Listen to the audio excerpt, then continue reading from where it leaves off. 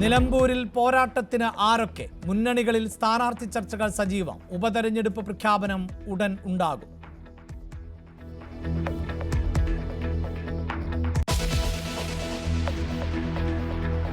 ഇന്ത്യയും അമേരിക്കയും തമ്മിൽ തീരുവത്തർക്കമില്ലെന്ന് ഡൊണാൾഡ് ട്രംപ്. ചർച്ചകൾ ആശാവഹം. നരേന്ദ്രമോദി ഊർജ്ജസ്വലനും നല്ല സുഹൃത്തുമെന്നും അമേരിക്കൻ പ്രസിഡന്റ്.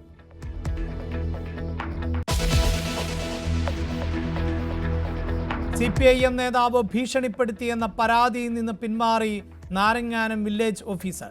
കേസുമായി മുന്നോട്ടു പോകില്ല. പോലീസ് വീട്ടിലെത്തി മൊഴിയെടുത്തു. രാജു എബ്രഹാം പാർട്ടി വിരുദ്ധൻ എന്ന് വിളിച്ചതിൽ വിഷമമെന്നും വില്ലേജ് ഓഫീസർ ജോസഫ്.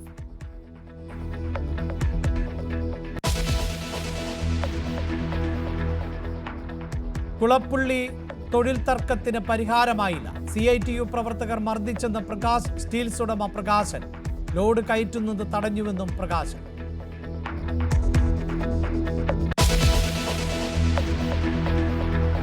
സംസ്ഥാനത്ത് എയ്ഡ്സ് രോഗികളുടെ എണ്ണത്തിൽ ഞെട്ടിക്കുന്ന വർധന. ലഹരി ഉപയോഗം പ്രധാന കാരണം. രോഗവാഹകരായി അതിഥി തൊഴിലാളികളും. പരിശോധനയ്ക്ക് തയ്യാറാകാത്തത് രോഗനിർണയത്തിന് പ്രതിസന്ധി.